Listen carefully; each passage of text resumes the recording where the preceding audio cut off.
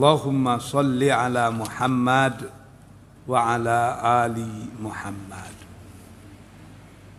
Ya ayyuhal hadirun, inni usyikum wa iyaya bitaqwallah. Faqad fazal muttaqun. Qala Allah Ta'ala fil Qur'anil Karim, a'udzu billahi minasy syaithanir rajim. Bismillahirrahmanirrahim.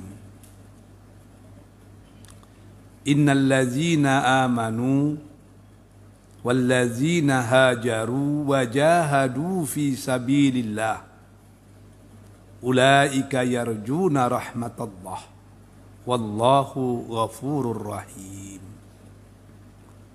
Sungguhnya orang yang beriman, orang yang berhijrah, orang yang berjihad di jalan Allah, mereka itu semata-mata mengharapkan kasih sayang Allah.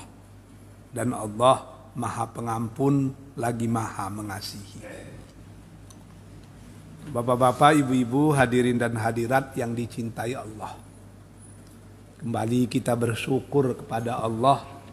Subuh yang berbahagia ini, Allah masih memberi kita nikmat hidup. Semoga sisa-sisa hidup yang masih kita miliki akan semakin mendekatkan kita kepadanya. Selawat beriring salam kita pohonkan kepada Allah agar senantiasa dicurahkan kepada Rasulullah Habibullah Muhammad sallallahu alaihi wasallam. Sama-sama kita berikrar agar tetap menjadi umat dan pengikutnya yang senantiasa menghidup-hidupkan sunnahnya dalam hidup dan kehidupan kita insya Allah. Hari ini kita masih lagi dalam kondisi PPKM yang diperpanjang. Makanya bagi kami yang tinggal di Panam, kalau siang dan sore mau ke Sail ini luar biasa susahnya itu. Banyak hambatan-hambatan untuk memutus rantai corona. Kadang sampai sejam lebih. Kalau saya dari Panam itu 3 kali kena hambat itu. Tapi subuh ini alhamdulillah lancar. Rupanya corona ndak ada waktu subuh gitu. Jadi nggak perlu dihambat-hambat orang gitu. Saya tanya kepada pimpinan pusat Muhammadiyah di Jogja, kapan corona ini berakhir? Dia menjawab, corona ini berakhir menurut penelitian pakar-pakar Muhammadiyah untuk di Jawa itu orang baru bisa hidup normal tahun 2024. Lama lagi itu. Jadi pas pemilu normal lah kita itu. 2024 itu. Saya tanya, mulai melandai kapan? Diperkirakan Mei 2023 itu mulai melandai. Kalau di Sumatera kita tidak tahu karena belum ada penelitian. Apakah kita bisa lebih cepat atau kita justru bisa lebih lambat? Cuman yang saya pikirkan dampaknya itu terhadap ekonomi. Bagi orang-orang yang punya penghasilan tetap, ya nggak ada masalah. PNS apa semua guru nggak ada masalah. Tapi bagi kebanyakan sebahagian kita yang karajo baru ada piti, ya itu baru masalah itu. Berjualan orang nggak ada keluar, membeli tidak seperti semula. Artinya pendapatan jauh berkurang, tapi pengeluaran tidak berkurang, bahkan berlebih-lebih. Nah, itu yang berat itu. Makanya saya khawatir kalau yang terjadi di Malaysia, khususnya di Kuala Lumpur itu, dan di kota-kota besar di sana, itu terjadi dengan kita. Corona itu bukan hanya penyakit, bukan hanya ekonomi, tapi sudah masuk ke wilayah sosial. Tahun 2020 saja jumlah orang yang bercerai di Malaysia itu naik 18%. Kalau kita di Pekanbaru ini tinggal di rumah, corona, minimal keluar rumah masih bisa. Sekitar halaman, sekitar apa masih bisa. Tapi kalau di Malaysia yang orang rumahnya itu tidak rumah di tanah lagi tapi sudah rumah flat. Rumah flat kalau orang-orang menengah ke bawah itu kan kecil rumah flatnya itu. Buka jendela nampak awan. Buka pintu nampak awan. Sampai 20 tingkat itu rumah flat itu. Nggak boleh keluar, di dalam aja. Disitulah anak, disitulah istri, disitulah semuanya. Jarang-jarang pun kita jumpa dengan istri, ketemu kadang-kadang bertengkar juga. Kalau tiap hari muka dia aja yang kita tengok macam mana itu? Masalah kecil jadi besar, masalah besar wah. Lalu sebagian suami kena PHK pula. Tentu ujung-ujungnya apa? Bertengkar. Ujung dari bertengkar itu apa? Bercerai. Jadi kasus perceraian naik, kasus bunuh diri pun naik. Banyak suami-suami yang di PHK tidak tahu lagi cari jalan keluar. Mobil harus dibayar apanya, angsurannya, rumah harus dibayar, ini tuh nggak tahu lagi macam mana, ya sudah. Mencari jalan pintas. Apa itu? Bunuh diri. Jadi ini yang bahaya. Kalau di Indonesia tempat kita ini belumlah sampai ke situ. Tapi kalau semakin panjang bisa juga sampai ke situ.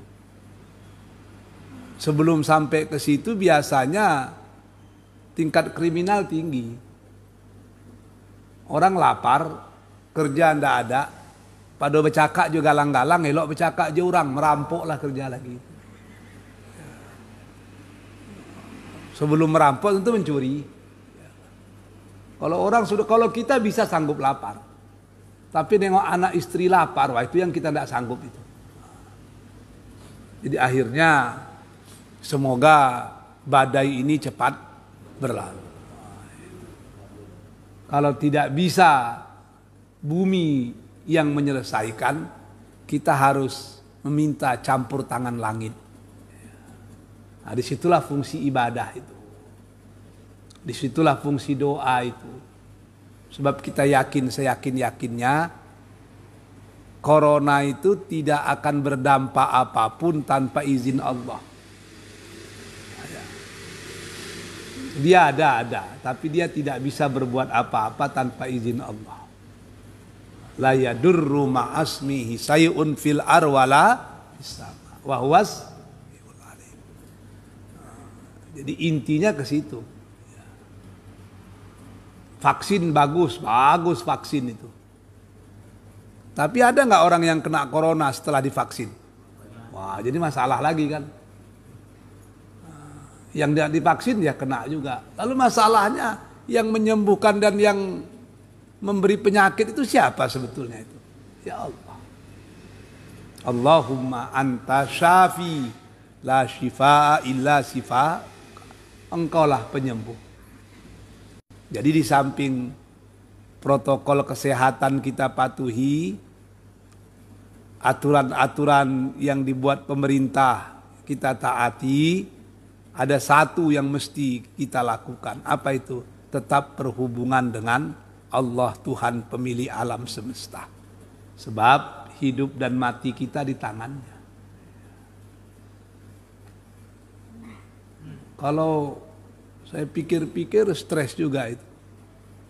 Pak Gubernur kurang hebat apa menjaga protokol kesehatannya.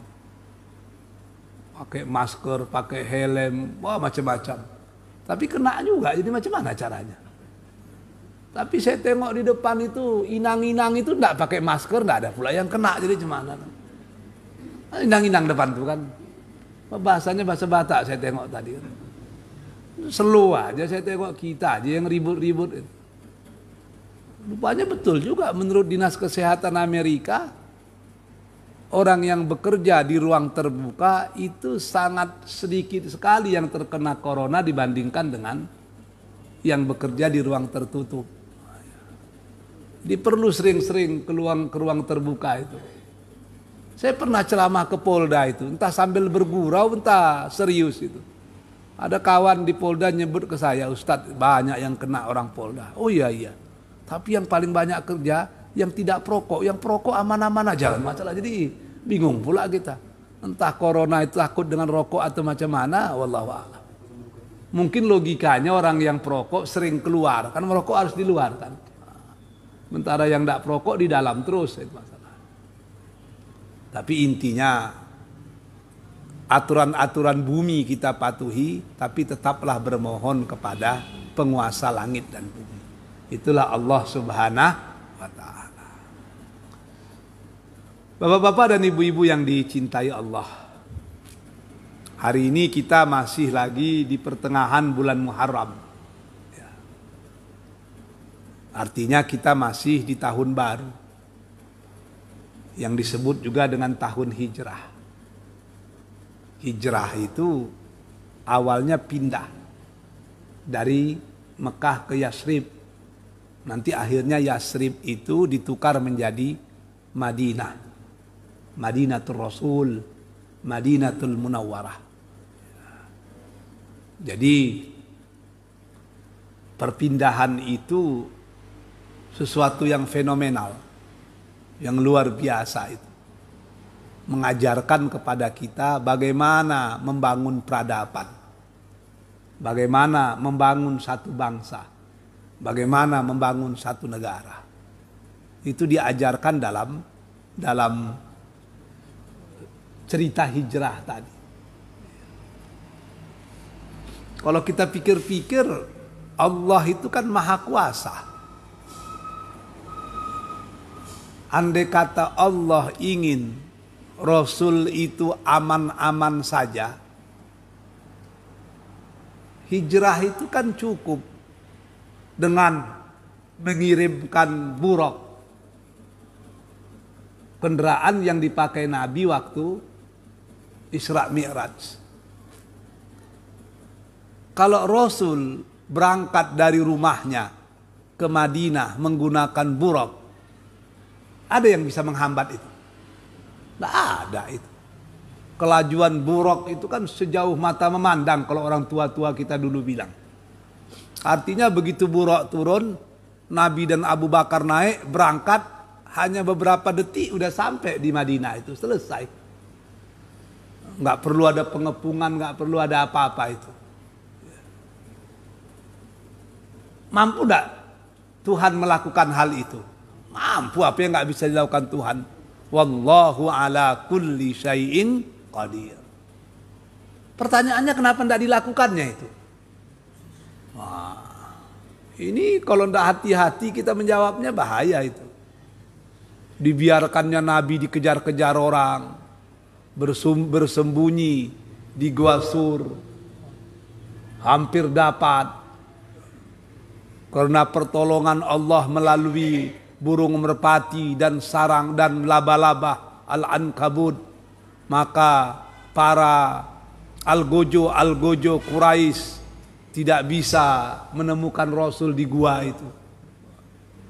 Beberapa hari di gua itu ada pula ular, ada pula kalajengking, dipatok ular pula Abu Bakar, kan kasihan itu. Setelah itu baru berjalan lagi. Wah. Kenapa untuk hijrah Rasul tidak menggunakan buraq seperti Isra Mi'raj? Tentu jawabannya banyak. Di antara jawaban itu, keindahan sebuah perjuangan itu sebanding dengan penderitaan ketika kita berjuang. Semakin berat perjuangan itu, semakin bernilai hasil yang didapatkan dari perjuangan itu. Makanya kalau bapak-bapak pernah ke Malaysia, pas tanggal 31 Agustus, berbeda itu peringatan kemerdekaan di Indonesia dengan di Malaysia. Kalau di Malaysia tahun peringatan kemerdekaan itu biasa aja, tidak ada apa-apanya itu. Kenapa? Ya sebab kemerdekaan mereka lebih banyak dihadiahkan daripada perjuangan. Tidak ada peperangan-peperangan itu. Terkecuali paling-paling ya hanya beberapa peperangan di Kelantan lah. Itu pun sangat kecil kan. Datuk Kilau, Tok Gajah, paling kita hanya beberapa orang. Kalau kita di seluruh tempat ada peperangan itu. Maka 17 Agustus memang dirayakan besar-besaran. Sebab itu merupakan kebahagiaan semesta rakyat Indonesia. Lain rasa merdeka yang kita lakukan dengan yang dilakukan Malaysia. Sibuk itu. Dan olahraga yang paling dinanti-nantikan itu cuma dua. Panjat pinang sama tarik tambang. Tapi yang paling diminati orang itu tarik tambang itu.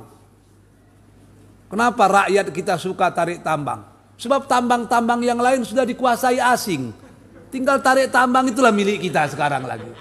Tambang gas punya asing, tambang batu bara punya asing, tambang minyak punya asing. Tarik tambang lah punya kita lagi. Itu kalau dikasih dengan asing nggak tahu saya. Entah apa yang mau ditarik lagi itu. Jadi luar biasa itu 17 Agustus di Indonesia itu. Kenapa? Sebab mendapatkannya berat itu. Penuh dengan penderitaan. Jadi sesuatu yang susah didapatkan itu nilainya tinggi. Begitu juga lah hijrah itu. Berat itu. Jarak Mekah Madinah itu kan lebih kurang 500 km aja itu. Lebih kurang lah. Kalau naik bus kita biasanya 4 jam. Kalau kita dari Mekah ke Madinah atau Madinah ke Mekah itu dengan jalan tol sekarang itu kan 4 jam lah. Kalau lari-lari 100 gitu kan. Tapi kalau orang pakai yang lebih mahal lagi, pakai Ferrari, pakai apa mungkin lebih cepat lah. Itu kalau Rasul hijrah ditempuh berhari-hari. Ada yang bilang 13 hari itu. Begitulah beratnya perjalanan itu. Jadi berjalan di tengah-tengah pengejaran dan pemburuan itu kan ngeri. Tapi perjalanan hijrah itu mengajarkan kepada kita bahwa keberhasilan sesuatu itu tidak bisa kita dapatkan sendiri-sendiri. Paling tidak kan ada 5 unsur penting itu. 5 oknum, 5 unsur, 5 pribadi. Yang itu mewakili satu kelompok. Dan 5-5 itu sangat besar sekali pengaruhnya dalam keberhasilan hijrah. Yang pertama, hijrah itu bisa berhasil karena kepemimpinan. Dalam cerita hijrah, siapa yang melakoni sosok pemimpin? Rasulullah. Rasul itu diperintahkan Allah untuk hijrah. Tapi dia tidak pergi hijrah. Yang disuruhnya pertama hijrah siapa? Umatnya. Sahabat-sahabat disuruh pergilah hijrah. Pergi ke Yasrib, pergilah. Yang Rasul menjadi pasak tuwo di Madinah, di Mekah. Jadi resiko itu di tangan Rasul. Sebab yang udah berangkat terbebas dari resiko, yang tinggal yang menanggung resiko. Jadi Rasul yang menderita itu. Orang terus juga pergi hijrah. Yang merasa dirinya beriman hijrah, merasa dirinya beriman hijrah. Maka hijrah itu merupakan identitas. Identitas. Siapa yang beriman hijrah, identitas itu. Makanya dalam masalah memelihara janggut itu terjadi perbedaan di kalangan ulama. Ada yang menyatakan janggut itu wajib, maka haram hukumnya motong janggut. Sebab hadis Nabi menyatakan potong kumis, pelihara janggut. Tapi ada yang menyatakan tidak, sebab ada hadis lain menyatakan potong kumis, pelihara janggut agar kamu berbeda dengan orang Yahudi dan kamu berbeda dengan orang Majusi. Artinya janggut itu sebagai identitas. Waktu itu ciri-ciri orang Yahudi, mereka itu punya janggut dan punya kumis. Orang Majusi juga punya janggut, punya kumis. Waktu itu belum ada KTP elektronik yang membedakan mana Yahudi, mana Nasrani, mana Majusi. Perbedaan itu hanya pada penampilan. Maka perlu ada perbedaan di tengah-tengah masyarakat agar nampak mana Islam, mana tidak Islam. Yang Islam itu pakai janggut tapi kumisnya pendek. Karena hadis ini ilahnya sebagai identitas, maka di tempat yang tidak ada Yahudi dan Majusi seperti Pekanbaru, apa perlu kita melihara jenggot? Di situ. Akhirnya sebagian ulama menyatakanlah tidaklah sampai kepada wajib. Karena itu hanya sebagai identitas.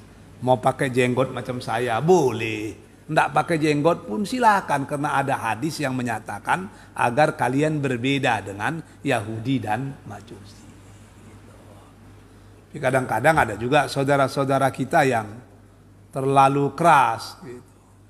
Memahami satu hadis, dua hadis, tapi tidak memahami hadis yang lain. Bukan tidak memahami, tidak mau memahami, gitu kan. Akhirnya kalau tidak pakai jenggot maka tidak masuk surga, macam-macam itu kan.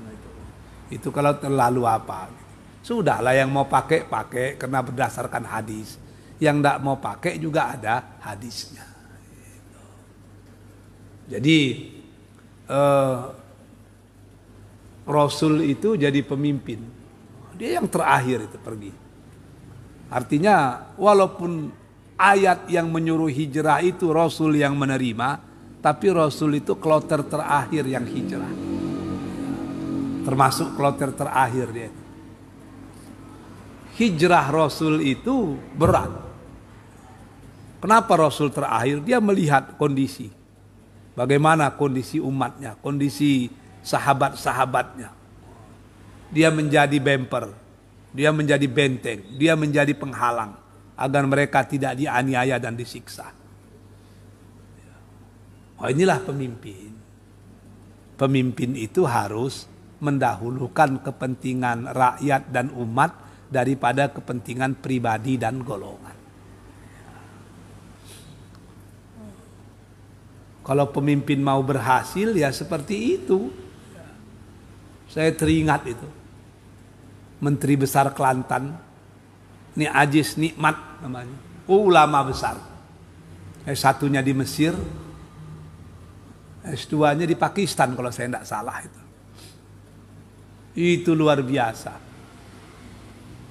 Mobil dinas gubernur itu, kalau di sini gubernur, di sana menteri besar itu.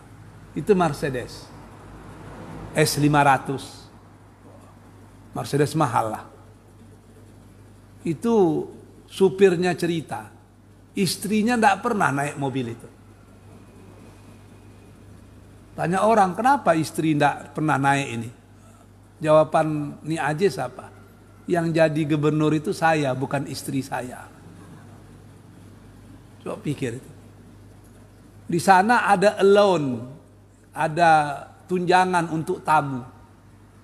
Karena tamu-tamu menteri besar itu kan banyak, tamu-tamu gubernur. Kan tidak mungkin pakai uang pribadinya. Dan dia tidak mau tinggal di rumah dinas, dia tinggal di rumah pribadi. Sebab di depan rumah pribadinya itu ada masjid di Tanah Melaka itu. Setiap Jumat dia ngajar tafsir di situ. Sebelum jadi gubernur sampai setelah jadi gubernur terus begitu. Jadi dikasih allow untuk tamu itu, ditolaknya. Malah itu kan mungkin ratusan juta itu. Ditolaknya. Kenapa? Sebab tamu saya datang ke rumah saya. Karena ini rumah saya, maka kewajiban saya menghormati tamu saya. Kalau kita gimana kira-kira itu? Begitu hebatnya. Jadi dia meniru apa yang dilakukan oleh Umar bin Abdul Aziz. Umar bin Abdul Aziz itu kan begitu itu. Tinggal di istana. Anak-anak tinggal di rumah. Istri tinggal di rumah. Ketika ditanya, kenapa anak-anak tinggal di rumah, istri tinggal di rumah? Jawabannya, yang jadi khalifah itu saya. Mereka itu anak saya, maka saya yang tinggal di sini, anak-anak dan istri tinggal di rumah saya. Kalau kita enggak, yang tinggal di rumah dinas, dia, anak-anak dan istri tinggal di rumah pribadi. Kenapa anak dan istri tinggal di rumah pribadi? Karena ada istri lain di rumah dinas. Nah, gitu. Itu yang susah kita dibuatnya itu. Oh, jadi luar biasa. Suatu hari anak kandungnya mau nikah itu. Datang ke istana. Penjaga nengok anak khalifah datang, tentu tidak diperiksa lagi, disuruh masuk. Sampai depan ruang kerja ayahnya, ditengoknya lampu masih hidup, berarti ayahnya masih bekerja. Diketuknya pintu, tok tok tok. Assalamualaikum, waalaikumsalam. Dibuka ayahnya pintu, berubah muka ayahnya. Ada apa? Mau jumpa ayah. Urusan apa? Urusan negara, urusan pribadi. Urusan pribadi, urusan keluarga kita. Oh, tunggu dulu. Kalau bahasa orang Bukit Tingginya, beca. Beca. Tunggu dulu. Ngapain? Sebentar, tunggu. Matikannya lampu. Dibawa anaknya keluar. Sampai di bawah batang kurma, baru dia ngomong. Ceritalah. Terkejut anaknya nangis. Ayah khalifah loh ya. Aku ini anak khalifah. Ayah presiden ini. Aku anak presiden. Mau bicara urusan keluarga presiden, harus di bawah pokok kurma, bukan di istana. Macam mana ini? Apa jawaban Khalifah Umar bin Abdul Aziz? Anakku, istana itu punya negara, anak. Dibiayai oleh negara. Lampunya dibayar negara. Fasilitasnya milik negara. Sementara kau mau bicara urusan keluarga. Apa mungkin kita bicara urusan keluarga di bangunan yang seluruhnya dibiayai oleh negara? Rakyat tidak tahu nak. Akan tetapi aina Allah, di mana Allah, wahai anak belahan jiwaku. Oh, diam anaknya, menangis anaknya. Bicaralah mereka di bawah batang kurma itu. Selaku ayah diberikannya nasihat macam-macam, anaknya pulang, dia pun masuk ke dalam istana. Kita sekarang, wah jauh panggang padu api. Udah nggak bisa dibedakan mana harta negara maka harta pribadi. Harta negara jadi harta pribadi. Ini pemimpin itu seperti itu. Jadi keberhasilan hijrah itu terjadi karena pemimpinnya orang yang cerdas. Pemimpinnya orang yang jujur.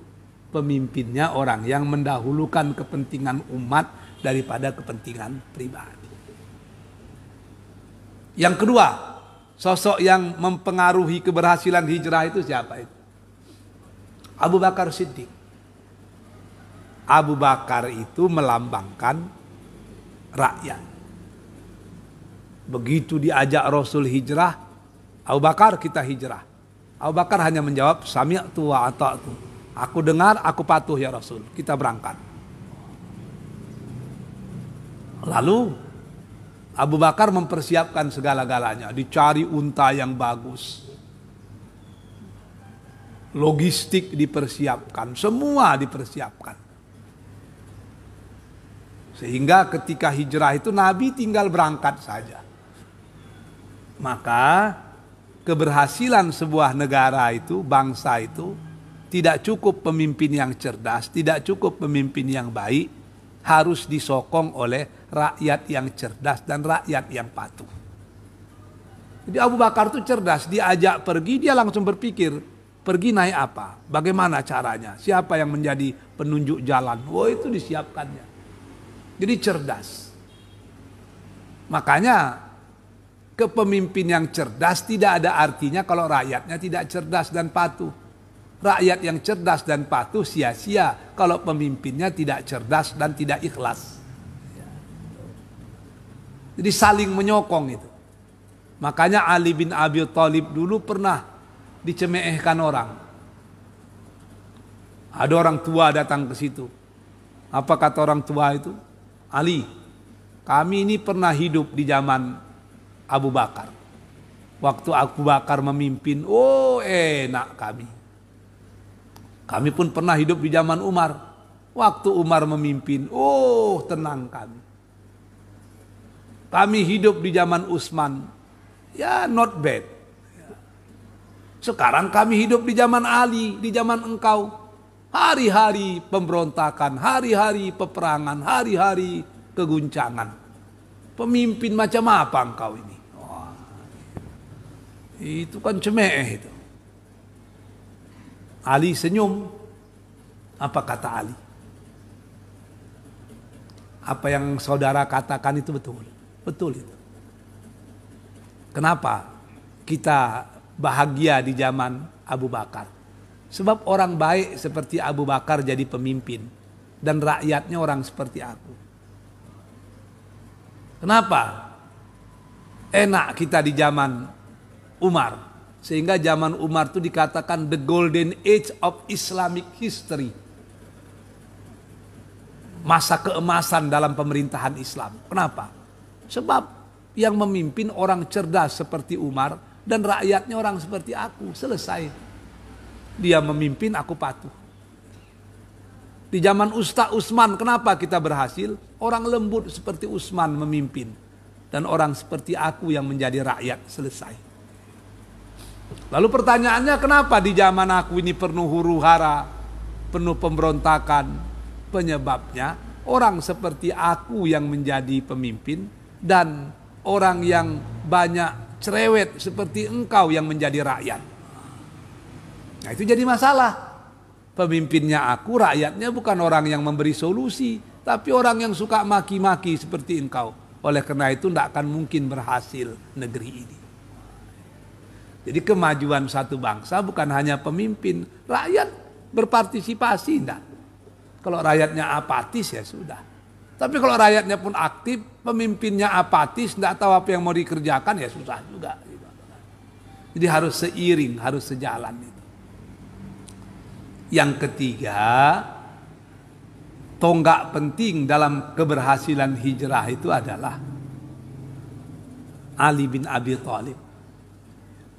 Ali itu sadar kalau dia akan dibunuh kalau menggantikan Rasul di rumah Rasul, di tempat tidur Rasul, dalam selimut Rasul. Dibunuh itu. Karena orang kafir Quraisy sudah sepakat Muhammad harus dihabisi supaya mata rantai penyebaran Islam itu terhenti. Intinya Muhammad harus habis.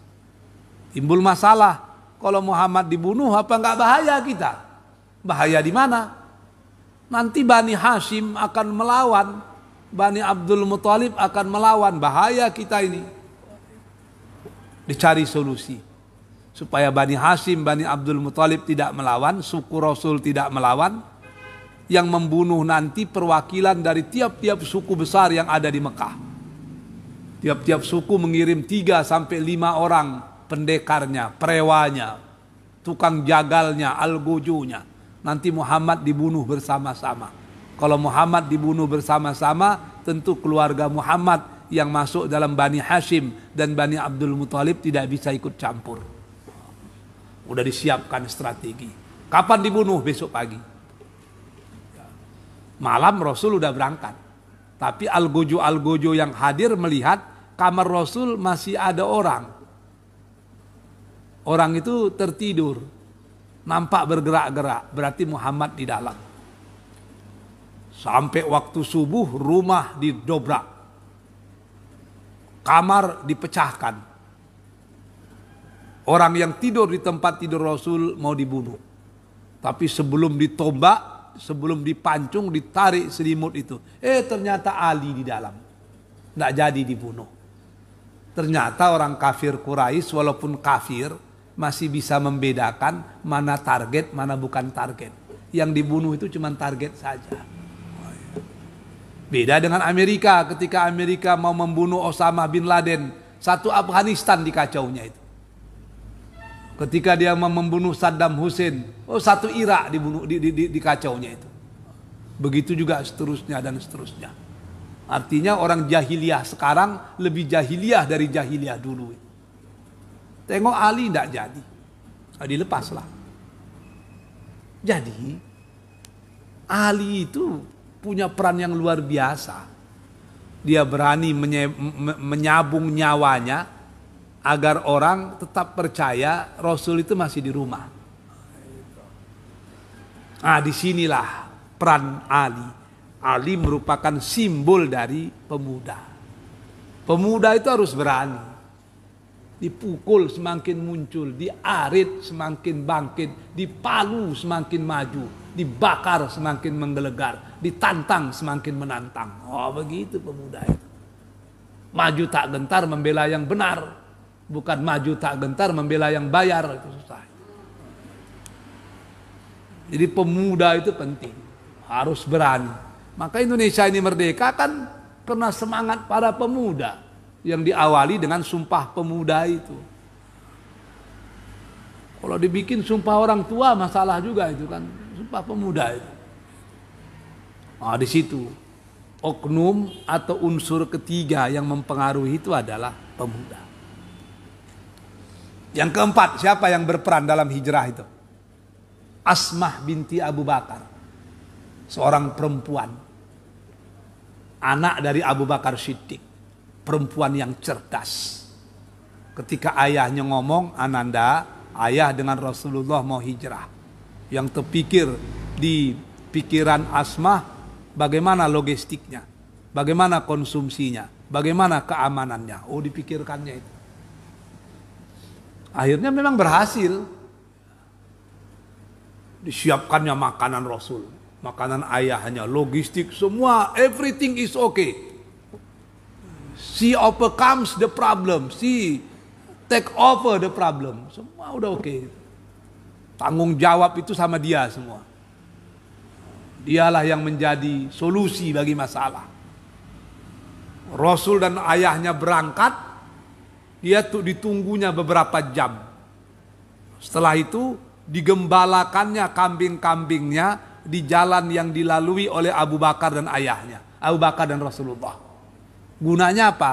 Agar jejak-jejak unta Rasul dan Abu Bakar hilang dengan adanya jejak-jejak kambing. Karena kambingnya ratusan itu. Kan cerdas itu. Begitu perempuan yang cerdas. Maka keberhasilan sebuah negara, keberhasilan sebuah bangsa itu juga tergantung pada perempuannya. Kalau negara ini mau bagus, perbaikilah perempuannya.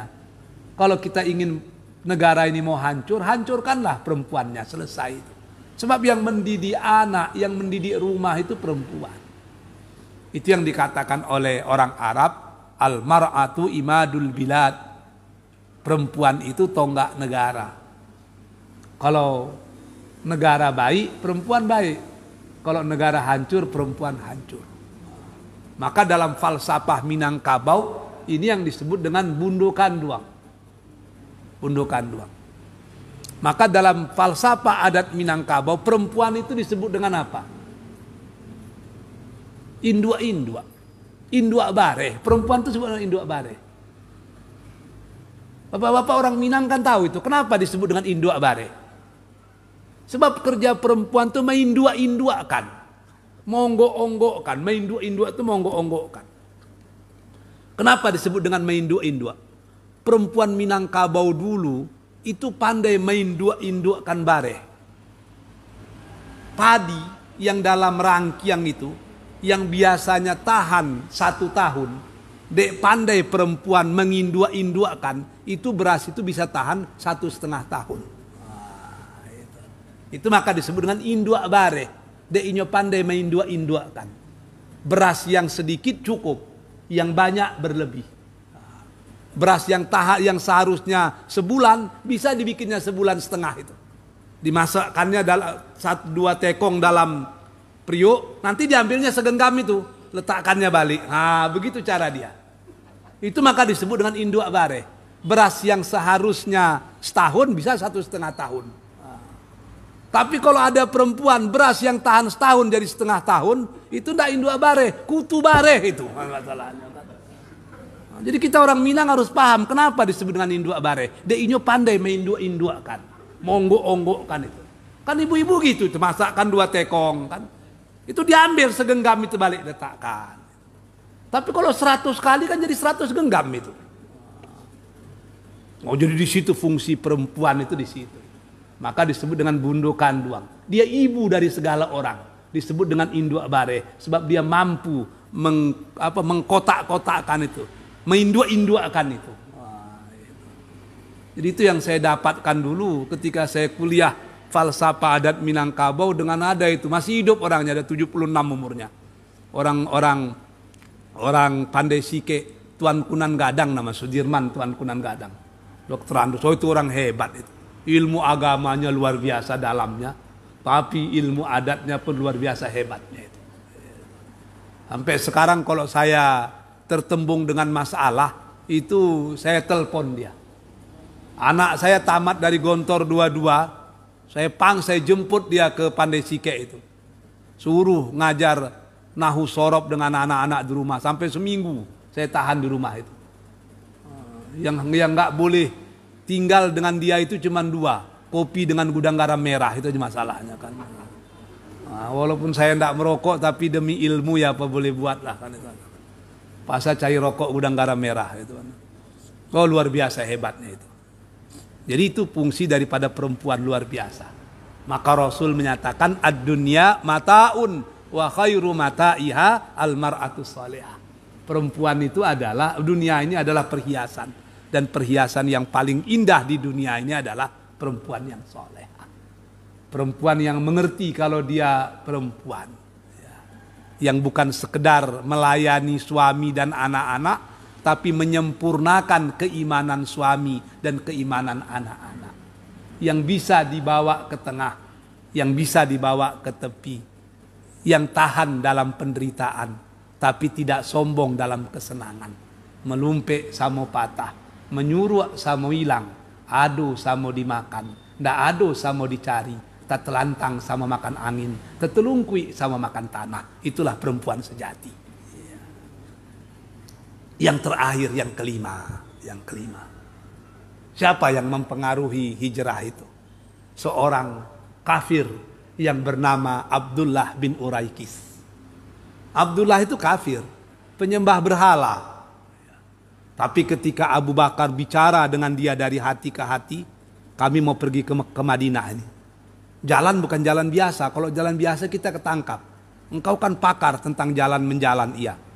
Tolong carikan kami jalan yang terbaik yang bisa ke Madinah dan itu tidak diketahui oleh orang. Oke, katanya. Nanti saya tunggu di bukit di Gua Sur itu. Gila berjalan Nabi. Selepas dari kepungan yang pertama, Abdullah bin Uraikis pun datang. Dibawalah Nabi dan Abu Bakar ke Madinah melalui jalan yang tidak biasa. Masuk ke kiri terus ke Jeddah. Dari Jeddah itu jalan di tepi Laut Merah. Sampai ke ujung masuk lagi ke kanan menuju Quba.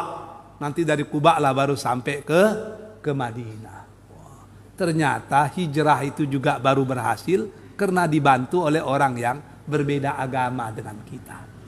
Maka kemajuan sebuah bangsa itu tidak bisa tanpa merangkul semua golongan, baik berbeda keyakinan maupun berbeda politik. Selagi tujuannya sama-sama kemaslahatan bangsa, negara dan agama, orang yang berbeda agama dengan kita mesti juga kita libatkan.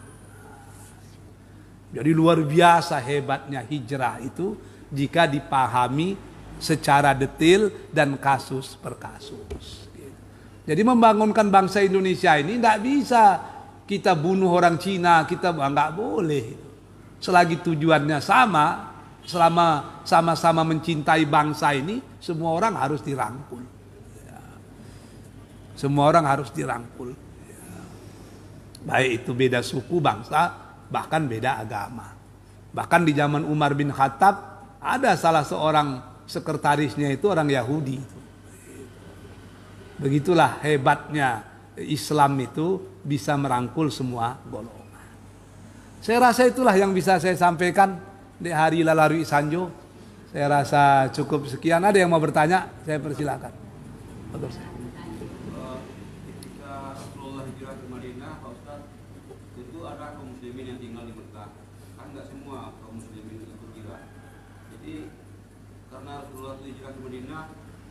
Bagaimana dengan keadaan umat muslim yang tinggal di Mekah? Karena Rasulullah sebagai pemimpin, dia ditinggalkan pemimpin istilahnya. Menurut sejarah, hampir semua hijrah ke Madinah. Yang tinggal itu ada beberapa kelompok. Yang pertama yang sudah sangat tua. Yang kedua yang sedang sakit. Yang ketiga yang punya urusan sangat penting di Mekah. Dan yang keempat, orang yang masih menyembunyikan keimanannya. Termasuk konon kabarnya Khalid bin Walid, Amr bin As, macam-macam lah. Dia udah Islam tapi masih menyembunyikan keislamannya. Sehingga orang-orang Mekah tidak curiga kepadanya. Tapi yang lain itu hijrah semua. Bahkan ada yang bercerai itu. Ketika dia mau hijrah, istrinya tidak mau hijrah, dia pergi hijrah. Ada yang tua-tua yang sakit-sakit memang apa? Memang tinggal di Mekah waktu itu. Cuman mayoritas itu memang begitu datang perintah hijrah memang pindah semua gitu. Sebab membangun suatu peradaban itu tidak bisa di bumi jajahan, tidak bisa itu. Islam itu tidak akan maju kalau terus di Mekah, sebab dia akan dirongrong oleh kafir Quraisy. Kenapa tidak hijrah ke Irak saja? Irak pada waktu itu bagus, tapi di bawah kekuasaan Parsi. Kalau kita hijrah ke Irak, kita juga di bawah negeri jajahan. Kalau kita pindah ke Sam, di Sam di bawah kekuasaan Romawi. Heraklius itu raja Romawi yang ada di Sam, itu baik. Dibantunya umat Islam. Tapi kalau kita di situ tidak bisa juga, karena kita di bawah bumi jajahan. Maka pindahnya kemana? Ke Madinah. Sebab Madinah itu tidak di bawah Rum, tidak di bawah Farsi. Hanya ada dua suku besar di Madinah itu. Yang pertama bangsa Arab, yang kedua bangsa Yahudi. Bangsa Arab terbagi dua, Aus dan Khazraj.